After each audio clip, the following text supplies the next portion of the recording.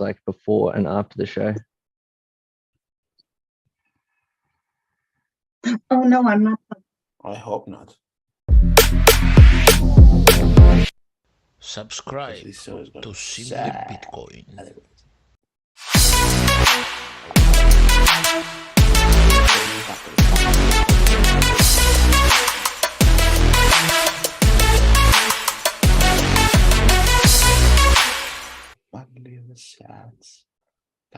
You know, I looked into the whole Brady Bunch concept of giving us like backgrounds, but it turns out the Brady Bunch squares are literally just blue squares. Dude, we're starting. Shut up. Welcome, everybody. Welcome in. Shut up. You made it to another episode of the Meme Factory podcast. This is test stream number 71. And this evening, we're joined by Bitcoin Q+A. Hey, Q+A, how you doing tonight? Doing well, Greg. And to the rest of the team, thank you very much for having me on. If the 5-minute pre-roll before we just went live is anything to go by, I think we're going to have a fun 60 minutes. So are you just thanking everyone except Greg? Is that what you just did then? Yeah. You just said... That's normally how we roll around here, isn't it? Yeah. Okay, Yeah. Just checking. Then yes, Confirming. absolutely. It's like a British takeover. As you were, Greg. All right, fair enough. Like to go ahead and get this started by letting Q&A introduce who he is, because I know there are some viewers who don't know who the robot is. Yeah, so hey everyone, my name or pseudonym is Bitcoin Q+A. No guesses to guess that I'm from the UK. I am head of customer experience at Foundation Devices. We focus on building Bitcoin sovereignty tools. Our flagship product is the Foundation Devices Passport, which is a Bitcoin-only hardware wallet, which I'm sure we might get into later. Yeah, so I'm head of customer support, so do all of the sort of documentation videos, anything customer facing like that in terms of developing and shaping the product to make it the best possible thing. Outside of that, like to do the odd shit posting on Twitter, although I have recently moved to Nostra in the last 7 days, and that has become a small obsession of mine in quite a short space of time. So yeah, that's a little bit about me anyway. And yeah, I've been in and around the Bitcoin space for, well, I think I joined properly and went Bitcoin only in around 2019. Did my fair share of shitcoining before that.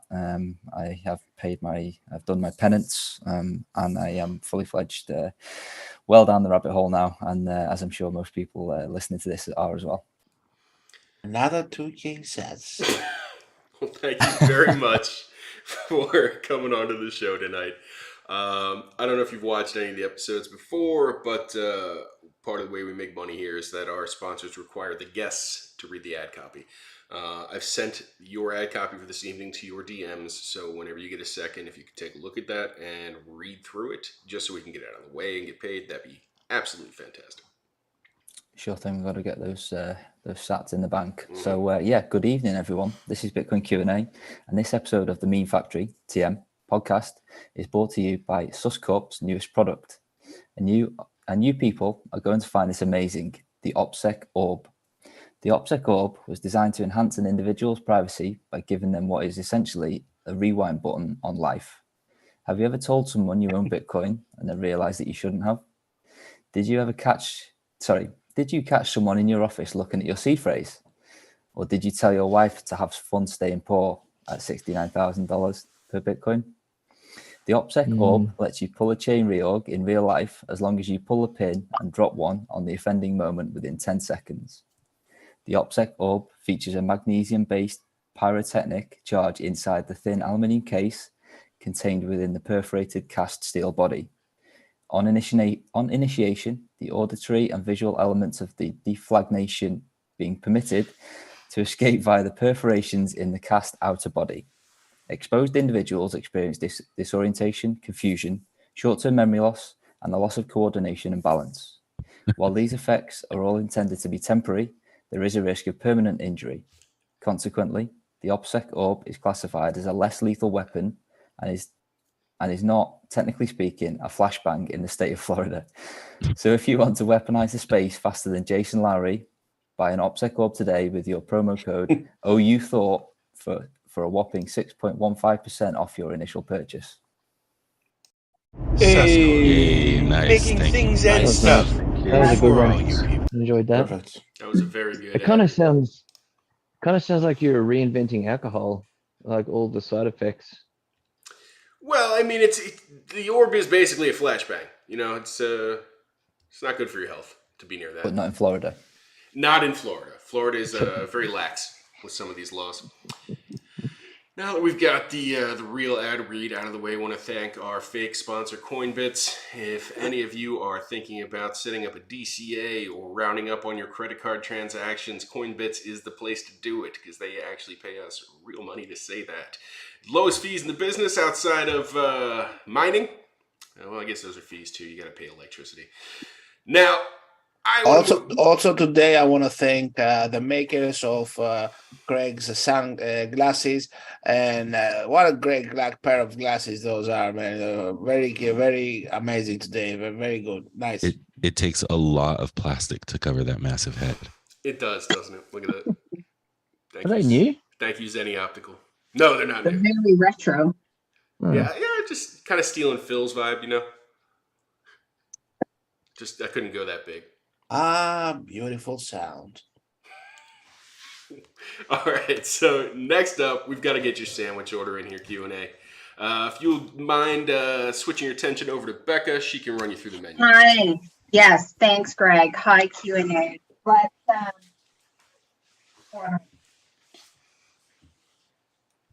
We cannot hear you, you stupid broad.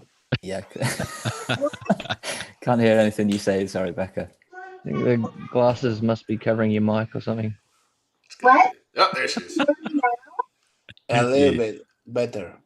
Okay, I don't know. I'm Perfect. changing my setup. I apologize. Perfect. Sounds are good. we good? Yes. Okay. Yeah. So we have our first special is Noster is a failure. So it's an explosive sandwich that contains lightning zaps and sats layered in between 2 slices of non-KYC banana bread. Amazing. And our second option is a short stacked ribs. So here we have a proven to give you superior genes over 3 generations. Wow. Very, very good Oh stuff. my God. Unbelievable. And our weekly, our forever special Coinbit sponsored Yellow's Don't Stop Believing steak sandwich.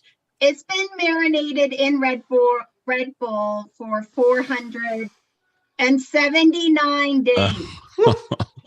Damn it. Beautiful. Brutal. Yeah, well, I get 2K sats every minute now. How about that, huh?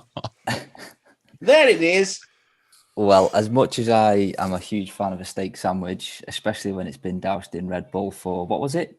479 days. See, you've got me tempted there. But the first one that you read out, Nostra, is a failure.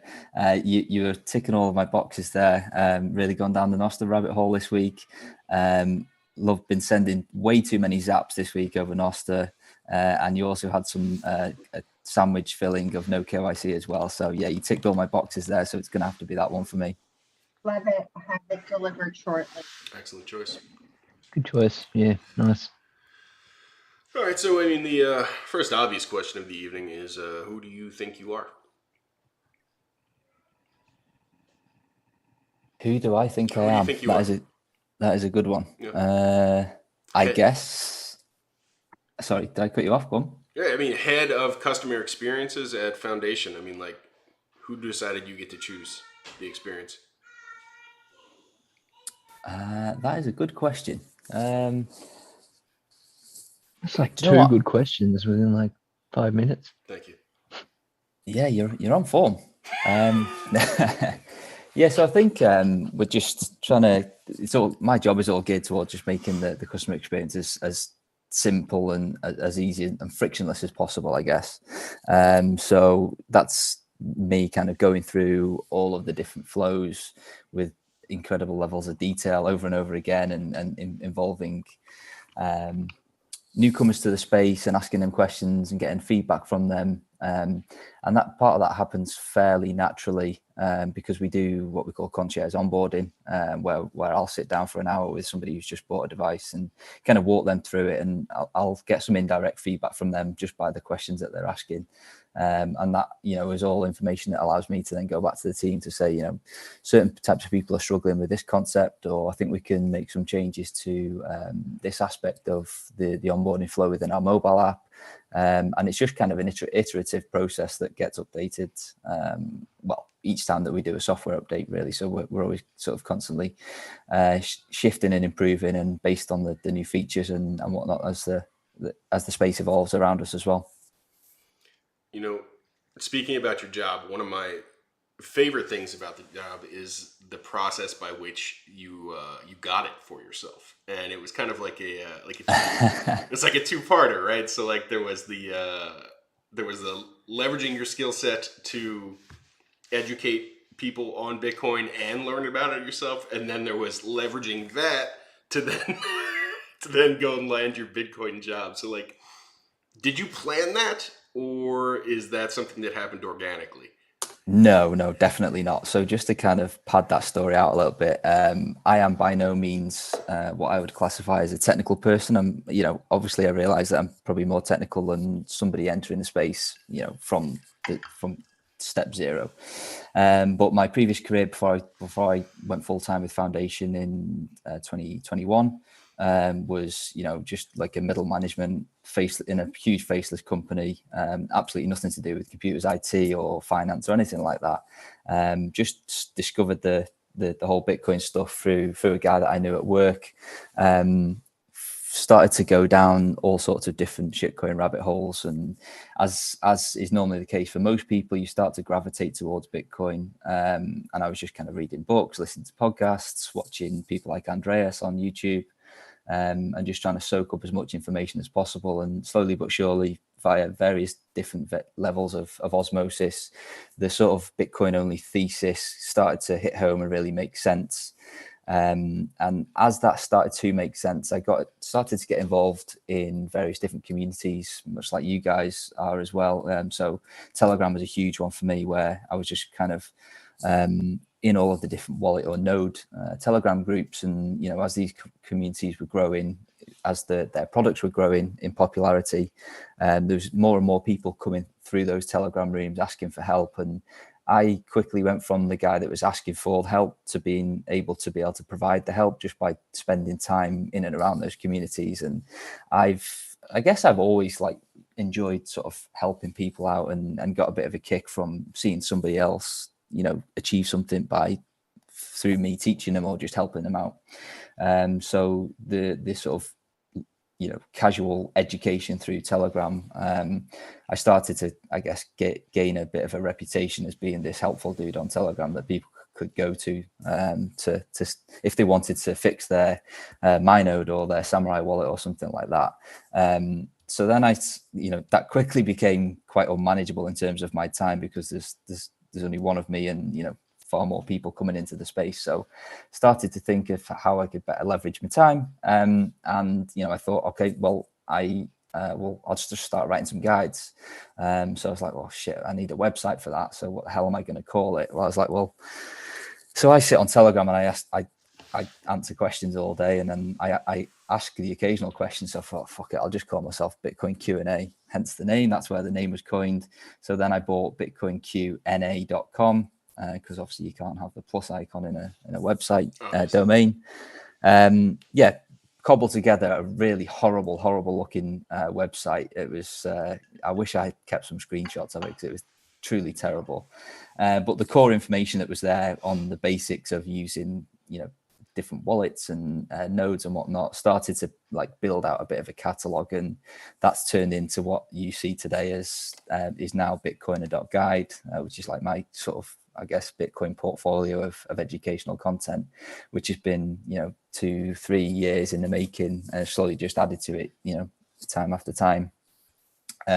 So that's how the education piece came around. And what Greg was alluding to about the two-parter was the second part, where just by writing these guides and doing it on different hardware wallets and whatnot, Zach, the CEO of Foundation, must have come across the guides and reached out when they were just starting to ship the very first device called the Founders Edition, and said, we'd love to send you a device so you could write a guide, so it would help our potential customers first and foremost find out about the device and then be comfortable with using it as well. So did that. It was really well received. And I just mentioned to Zach that, I know you're not hiring at the moment, but, if you do ever want to take on for a support role or anything loosely around that, let me know. I'd love to take a shot at having an interview.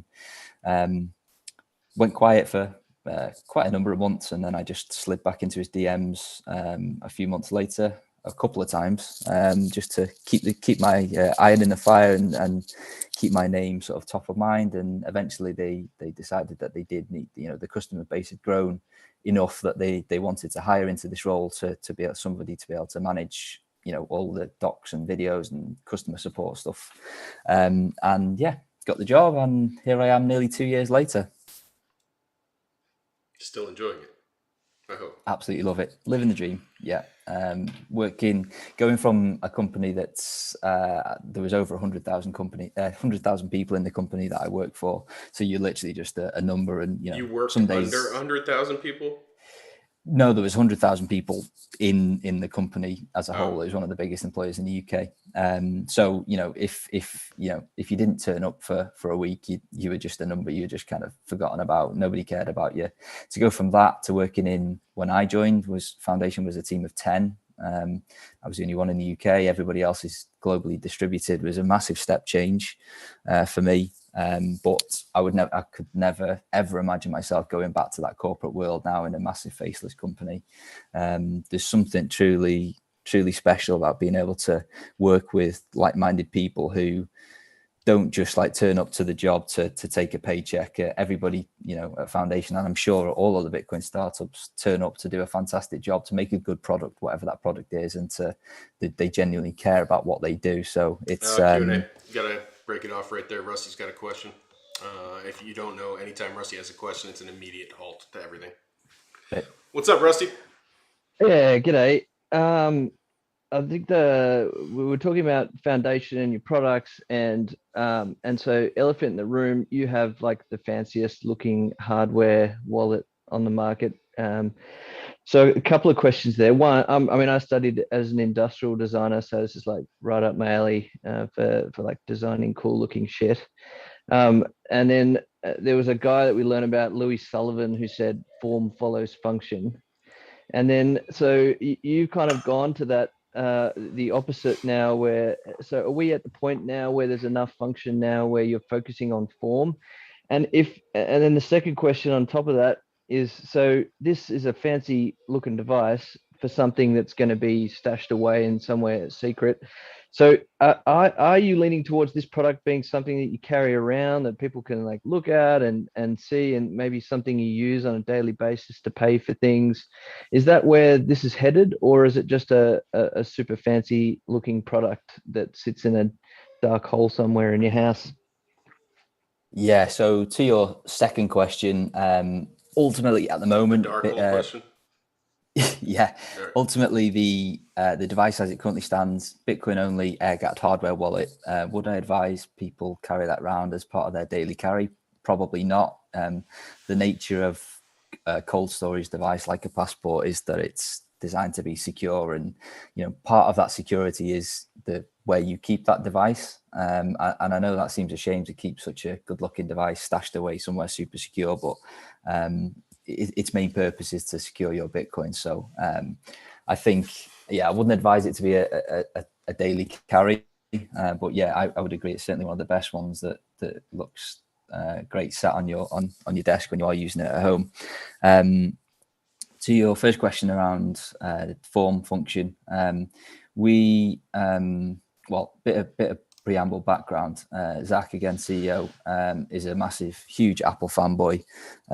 So he models a lot of what we do and our design principles around, what would Apple do in this situation? And for all, Apple has the various pitfalls in terms of the way they treat their customers and the walled gardens that they sort of operate in. They've absolutely nailed, the industrial design and making things simple. And we strive to give our customers a similar sort of experience, but without compromising on, doing stuff in a walled garden. So an example of that would be everything that we do, hardware and software, completely open source. Anybody can take it, build it themselves, sell it if they want to.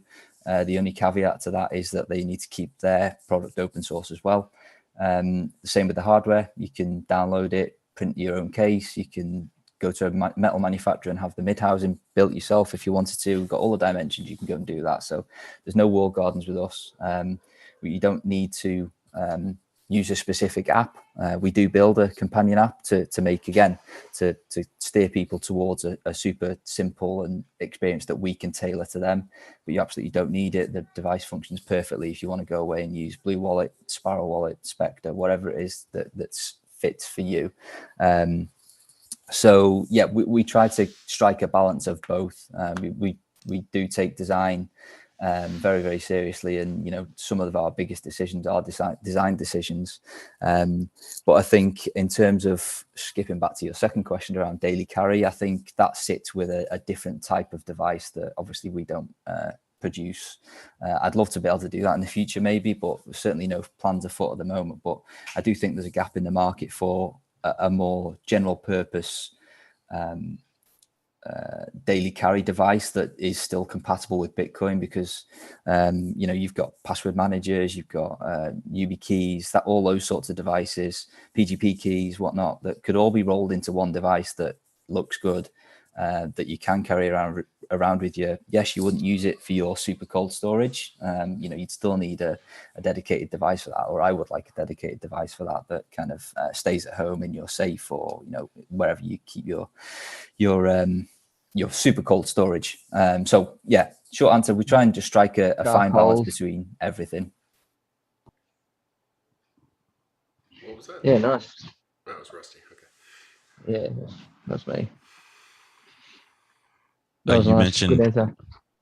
you mentioned earlier having gone down the Nostr rabbit hole. I saw you were offering check marks for people who are interested in just getting a free check mark real quick.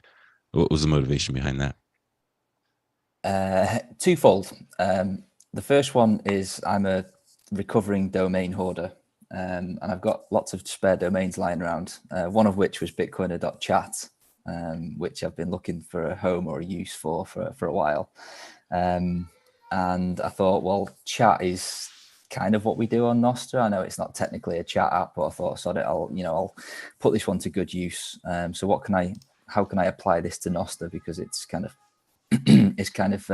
taken over a lot of my spare time. So as I've started to learn to understand how Nostr works, and there's these things called NIP 05 identifiers, which is basically a short name. So rather than having npub blah blah blah blah blah and loads of strings and numbers, which is nobody's ever going to remember or type out. Yes, you can copy and paste it, but it's not quite as catchy as Q&A at bitcoiner.chat that you can just search for and follow me that way instead. So you're a big fan of nips? I do like a good nip, yes. Okay.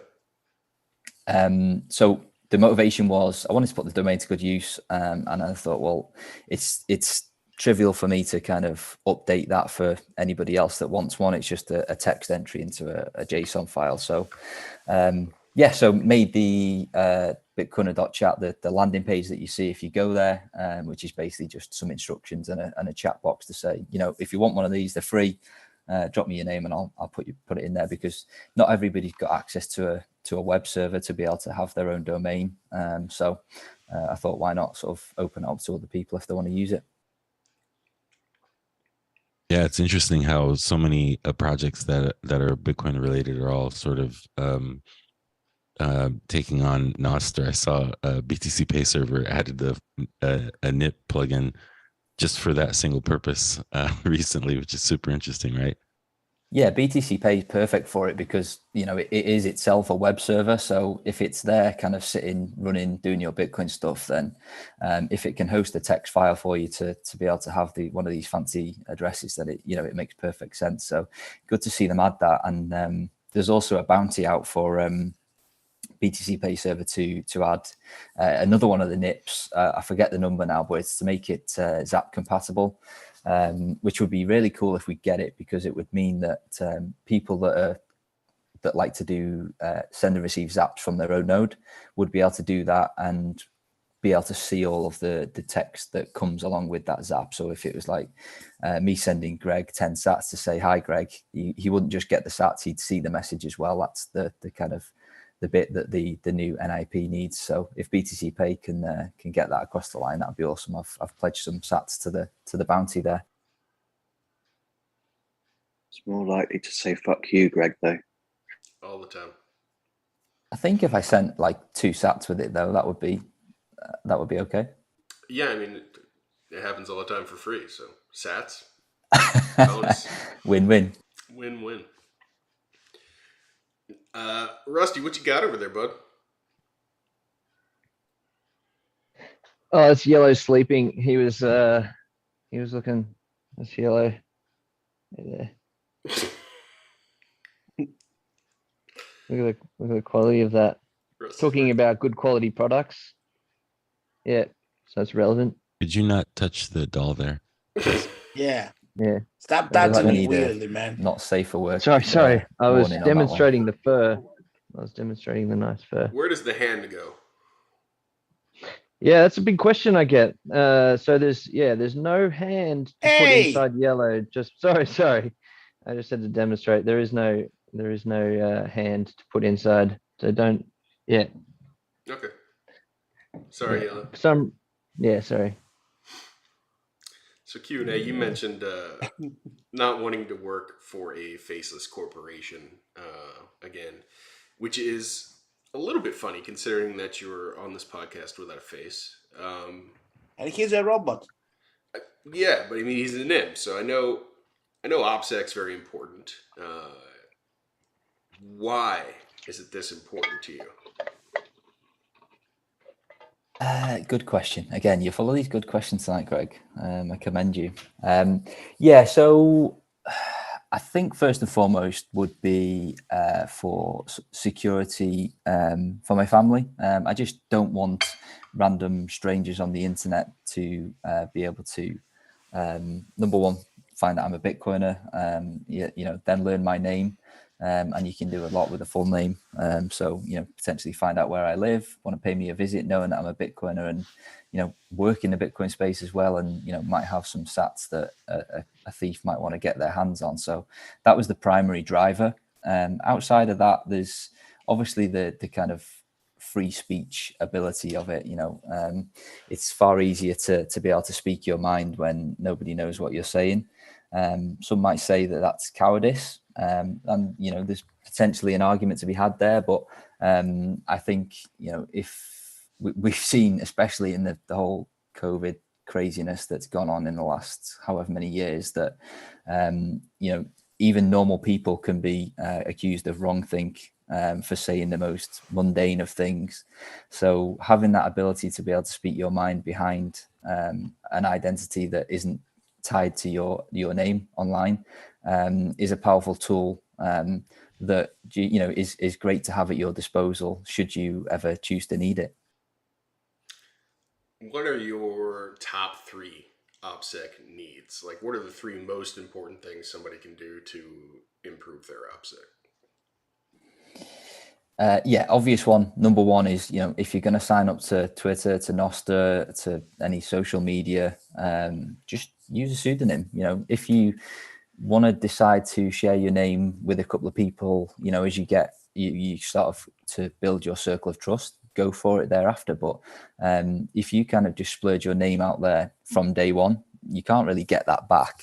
Once it's out there, it's out there. The internet never forgets. So it's kind of, once it's done, it's done. There's no double takes in this game. So the Sean Harris rap. He's a Suscorp customer. Number 2 would be a big one would just be rid yourself of Google, as much Google products and Apple products as you can. they're just like a cancer on your phone for spyware and whatnot. So if you can choose to run an operating system that allows you to opt out of those services, like Graphene OS, Calyx OS, something like that, that to be honest are they're almost on par with stock Android these days. They've come a long way in the last couple of years. To be able to use a phone, which is kind of like a necessity in day-to-day life these days, but without the need for Google to be able to see everything that you're doing and all of the websites that you're connecting to, is another big win, and a fairly easy one. The barrier to entry is fairly low to that these days. Again, it's got much easier. And I guess the last one would be, again, we live in an internet connected world, so would be to just get comfortable with using either a VPN and or the Tor browser, so that you can you've got a couple of tools there at your disposal, such that you're shielding your internet activity from either your internet service provider in the case of a VPN, or in the case of the Tor network, if you do it properly, then you're shielding your internet activity from everybody, pretty much, give or take. Obviously, there's some minor nuances around that super technical people listening to this might be screaming at their screens for, but speaking fairly generally, yeah, two great tools to get used to. And again, it's super easy to run a VPN these days. You can pay for them in Bitcoin, and the Tor browser is free. You can get that on your phone. You can get that on any operating system on your laptop as well. So just a couple of tools there just to be able to browse the internet with at least a base level of privacy, such that your ISP doesn't see that you're going to bignips.yellow at fun.com or something like that. You gotta stop talking. We got a question from Rusty. Rusty's I was just wondering if reason number 4 is it also because you're actually RD? I know everyone's thinking it. Are you actually just RD, and this is a psyop? That's a good question. That sounds like something a Fed would ask, so I'm going to refrain from answering that. But what I would say, RD is still on mute while he's talking, though. That's a very good point. I do actually get confused both online and a couple of times in person at conferences for either Matt Odell, which is weird because I'm not American, or OpenOms. I don't know if you're familiar with him from the Raspberry Blitz project. The OpenOms I can kind of understand because he's also got a robot avatar that looks fairly similar to mine. But the Matt Odell thing I do not understand at all, because we live on opposite sides of the planet and have very different sounded voices. But yeah, happens more often than you'd think, actually. Is it because you look like Matt Odell? Do you look like Matt Odell? Rusty, I do stop not. it with the deep cuts. No. Do you think it's because you dress like Matt Odell? I've never met Matt in person, so I can only go off what I can see, like shoulders up on RHR. So which you've is never met him, but you say you don't look like him? Yeah, well, I've seen him he's on video on RHR every week, isn't he? So I can see from the shoulder up. And to be fair, he wears a hoodie and a hat, and I do that quite a lot. So maybe that's it. That's probably before you became a Bitcoiner. You said you were shitcoining a little bit. Can you share just for the nerds, like what kind of like projects were you on? More? God, what? How long have you got? Yellow, what are you doing right now? I bought a large chunk of Charlie Lee's bags when he sold the top of the Litecoin bubble in 2017. Brilliant. So I was one of the people that was buying his bags off him. After that I've had some Ripple. I've had some. Oh, nice. Wow. Doge, I think, had some Doge. And then I had a really, really rare one that every time I tell people they've never even heard of it, and it's called, I think it was called Dig. And it was like allegedly like this gold backed token, which clearly it wasn't, obviously. But I got suckered into the marketing with that one. And yeah, all of it's absolutely worthless now. Nice. That was a classic one. Classic Dig. That was a big rug pull. Oh yeah, you were involved as well? No. I did a thumbnail once for Tone Bays, who interviewed the guy that Ronnie I think Moas. that he's the guy that made it or something. Anyway, I made a thumbnail where he was like digging. He was basically like digging his own grave. I don't know. I can't remember exactly. It was So you pretty helped funny. him market the product. No. So- I helped That's Tone. what I'm I hearing, helped Tone Rusty. Bays. I So helped you're Tone Bays responsible for call me this falling guy down out. that rabbit hole. Exactly. What I'm It's hearing is that the it's opposite. Rusty's fault that Q&A. Rusty Oh, dude. rugged Don't Q and make me A. put my hand Heard up, it here Greg. first. I'll put my fucking Jeez. hand up. I swear to God. Look at me. Look at me. I was hanging out with Tom Bass. Look at me. Look at me. I'm going back on mute. Better. Oh man. So I know Pedro's excited to see you tonight. He told me he wouldn't miss this for the world. I want to Oh. see what kind of questions Pedro might have for you. Oh Yeah. well, I'm super curious about the seed tool. I use it pretty often. I'm just fascinated with it. The Like what? Shut The- up, Yellow. yellow, goddamn it! You've got a seed generation tool, and I know there was one before that that's popular. You kind of one upped it, and I'm just curious. Was the intent to one up it? I know there was what is the other one called? It's Ian Coleman. There you go. Yeah, I used to use that one. Yes. Or play with it, right?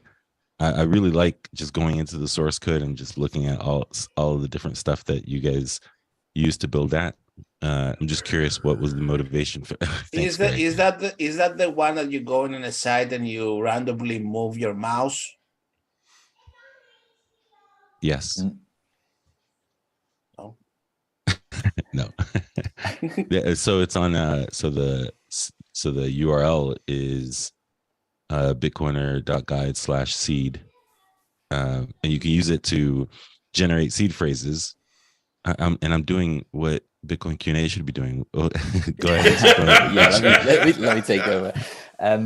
So the motivation was there's some hardware wallets on the market allow you to enter dice rolls to be able to like generate your own seed, which is it can be a useful feature if you use it properly.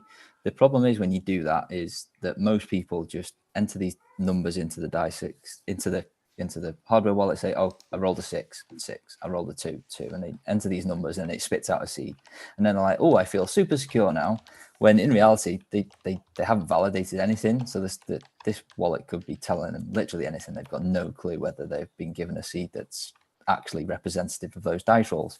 And I was one of those people. So there was some fairly difficult to use command line tools to be able to verify it. And I thought there's got to be a better way to be able to do this. And it turns out that there was. And that was the Ian Coleman tool, which Pedro was talking about, which is like this plain white page just with loads and loads of boxes on. Looks a bit of a mess. Very, very functional. You just got to poke around to really get what you want out of it. But for advanced people, there's loads of features in there in terms of seed generation and verification and whatnot. What about less than advanced people? Yeah, so enter Bitcoin's seed tool. So I looked at it and thought, there's got to be, we can polish this a little bit and make it look better, make it more approachable, and equally I wanted to add a few things to it. So I forked the project on GitHub. So at that stage, it was a complete carbon copy of the Ian Coleman tool.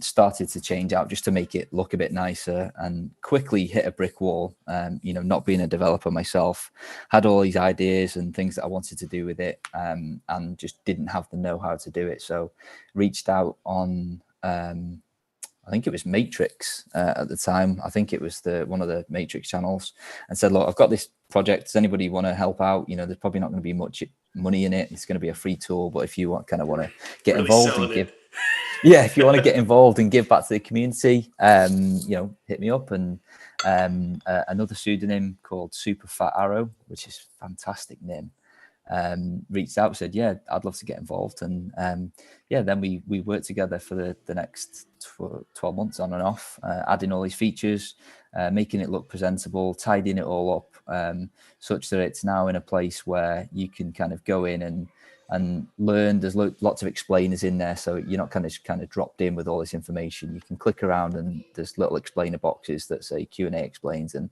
tells you what everything does. So loads of different stuff that you can do from the basics of literally just going in and having it generate a seed, which is obviously not advisable for your cold storage. But then you can derive all different types of addresses to work out, so that you can sit there and kind of work out, what's the difference between bit 39 and bit 44, etc., etc.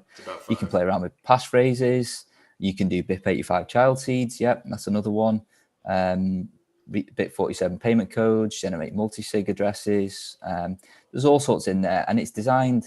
The URL we mentioned, bitcoiner.guide/seed, is obviously an online tool. And if you spent more than 2 minutes in the Bitcoin space, you should know that you should never enter your seed into a web browser, especially that's connected to the internet. So the online bit is just designed for people to poke around, play around, and learn. But it's all hosted. The files are hosted on GitHub as well, so you can actually download this and use it offline on a laptop that's never been connected to the internet, or if you want to go super hacker mode and take the Wi-Fi card out and whatnot. So you can genuinely use this as a tool to generate seeds or wallets if you want to.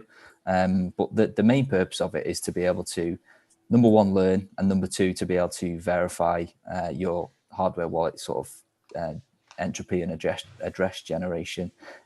You can do that using the online tool. Just do it with three or four throwaway seeds. Once you've got matches for all of those, time after time, you can be pretty sure that the hardware wallet is doing what it says it's supposed to be doing. So then you can just go bin my tool I've just been talking about off, and then go and use the dice rolls on your hardware wallet to generate your seed. Yeah, thank you. It's a really fun tool to use for somebody who's being a nerd like me, and for somebody who just wants to dig in and understand what's going on. I mean, all of the deterministic addresses that get generated from all of this Bitcoin related stuff that we do, all of it is involved in this thing, and it's really easy to go in and check it all out, and it's super interesting for somebody who wants to geek out and, like you said, verify what the hardware wallet is saying is actually true. Yeah, definitely. And I can't stress enough how much I'm not the technical brains behind this. Yes, it might have been my idea to add these various different features, but 99.9% of the implementation has been Super Fat Arrow. He's the absolute brains behind this. I just kind of message him every now and again and ask him, say, how hard would it be to do this? And then he rolls his eyes and says, yeah, give me 2 weeks. That's the same thing that MicroChad did, right? Where he did the border wallets thing. Exactly. With, yeah. Arrow. He actually DM'd me and he said, that guy you're working with seems pretty good. Can you give me an intro? I've got this idea that I want building out. And border wallets came out of that as well. That was an absolute pleasure to have a front row seat to watch them guys go back and forth and build that. You did his accent perfectly.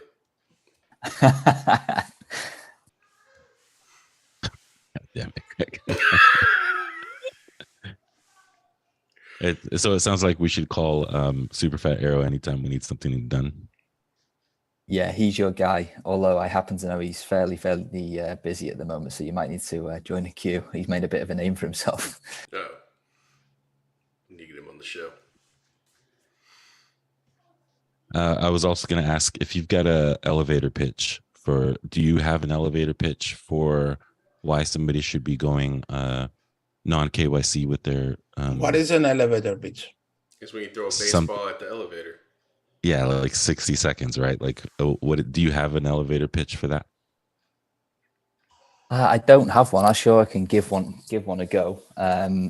Basically, Bitcoin is designed from the outset to be peer-to-peer digital cash.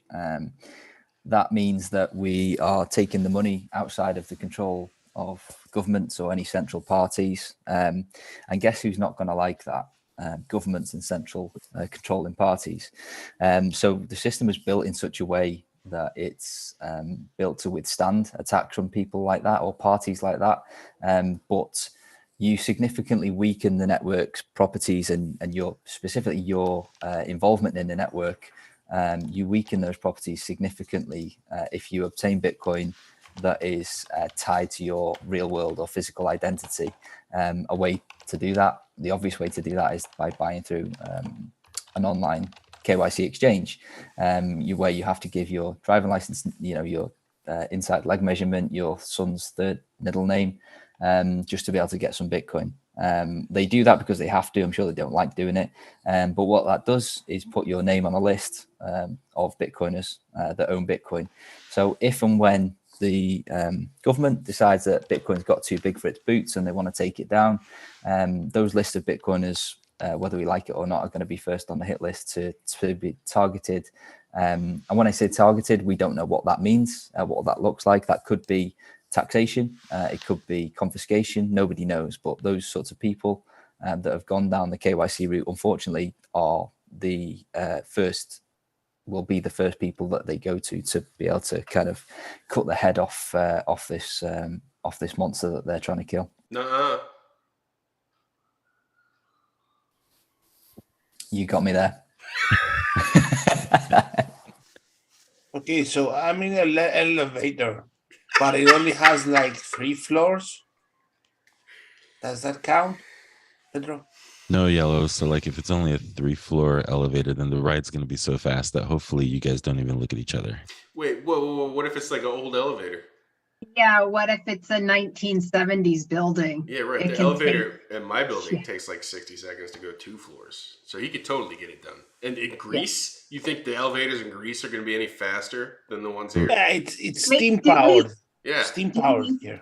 Yeah. Do Great. you guys Get everyone to do you take the guys light the stairs. boiler Give you before more- you give you get more in the time. elevator? Like you just stand there and wait for it to steam up? Does it count like for one trip, the elevator pitch, or if like they stop you and they go, please hold the door, and you put the hand there, and somebody gets in? Does that count, Pedro? Yes, that is an elevator ride. So No. Does it count as the pitch? Is what he's saying, I think. no, no. But thank you for asking, Yellow. It's a very informative and helpful to our audience. I've never heard the expression. Oh, well, you learned something new today. Not really.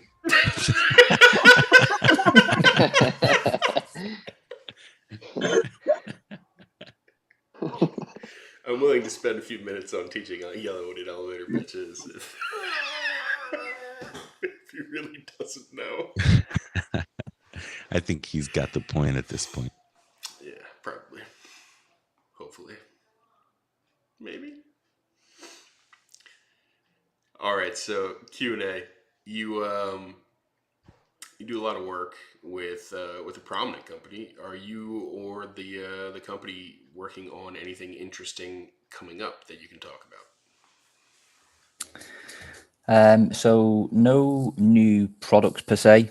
We've got obviously Passport is the hardware wallet. We also have Envoy, the companion app for Passport. So currently, to use Envoy, you need to have a Passport. But we're going to be expanding the feature set of Envoy to make it a standalone wallet very soon, which obviously opens it up to everybody in the Bitcoin space. And we're doing that with a view of making it again to follow our design principles and make it a super simple wallet.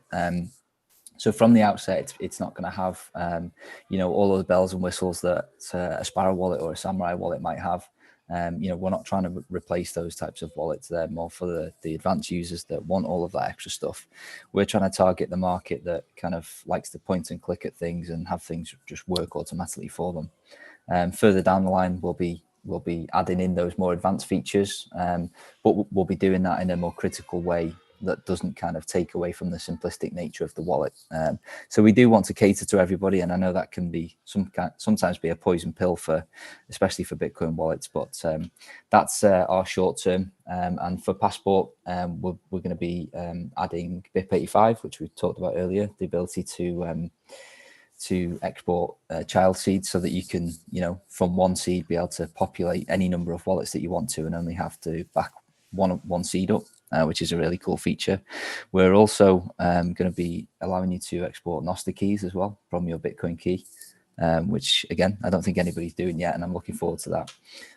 That one obviously is kind of dependent on a couple of developments in the Nostr space, because right now it's kind of a bit pointless to have your super secure offline hardware wallet derive you a Nostr key and then you go and paste it into an internet browser. So there's a couple of developments afoot in the Nostr space that allow you to to use kind of multiple keys. So we're kind of getting ahead of the game there too, so that we're ready for that one. Because as a company, we do see the alignment between Bitcoin and Nostra and what it can do. So we want to be able to be ready to cater to our customers that we know are going to want to jump on this bandwagon.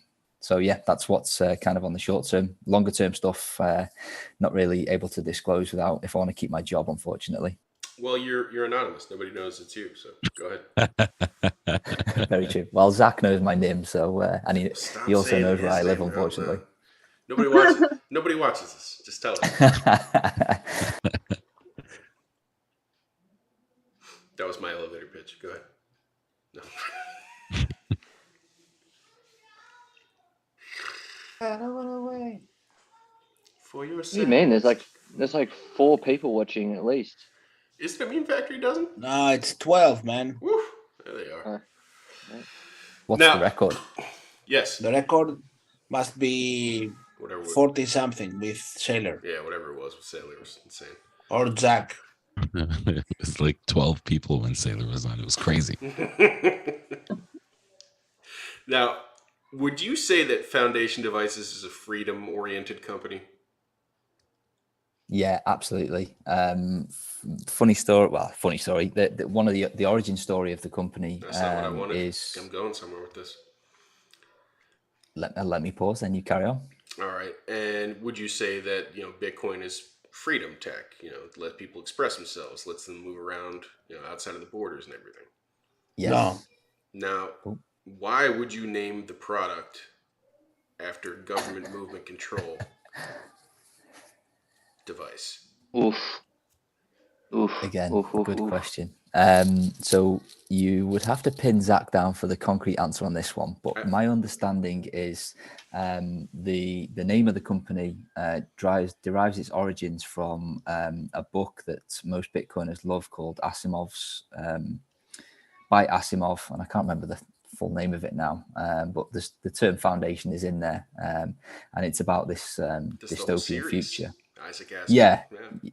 Yeah. It's based around. I've not read any of them, but it's based around, I think, this sort of dystopian future and being able to kind of opt out and whatnot. And Passport is kind of the analogy of your ticket to the freedom future by being able to take control of your Bitcoin. Foundation and Empire.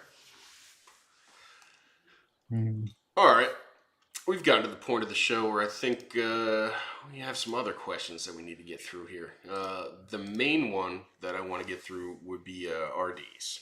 So he's going to take a moment and unmute himself, check through his notes, and then he's got the important question for you, Q&A. Hey, Q&A. Thanks for coming on, man. Staying up.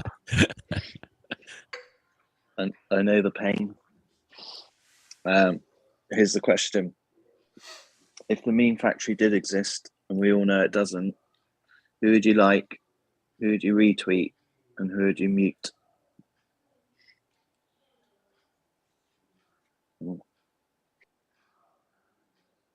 Yeah, Tin's he's rugged. He's totally rugged. It's RD struggling to switch He's personalities. trying to switch back and forth between devices. I would. Did you hear anything I just said then? I think I might have been muted. I think you're still trying to talk through the RD Zoom. It's a good excuse. My apologies. I'm just trying to muddy the waters a little bit. So anyway, obviously I would mute Greg. Obviously. I would like RD, a fellow Brit. And I would retweet Yellow because he's hilarious. Hey! That's the one. Yeah, that's the obvious one. Yeah, thanks. And while you have the Meme Factory that doesn't exist, at least some of us in one place, do you have any questions for us? No, before that, do you know what The Muffin Man. is happening on block height? Block height. Is that German? What's the block height? I forgot. 840,000. Yeah, that block height. Do you know what is happening? At which block height? Oh my god. 840,000. Oh, the halving. Yay! Oh, look at that. So from all of us, and especially Son that could be here today because he's napping and he needs that to moisturize his face or something. I don't know. You are welcome to come in the having party that we're having in El Salvador. The beam became a reality, and we're really doing it now. It's gonna be awesome. Only plebs. We're gonna party. There's pools. Everything is gonna be included. There's what? Right next to the beach. Nothing. Pools, Greg. There's going to be Pools. pools and there's going to be nips. Pools. Pools. Pools. Piscine. Piscina. A piscine. Piscina. And I hope you make it. And then let's have fun a little bit. Yep, sign me up. I'll be there. Nice. You Yeah, heard straight it, up. Son.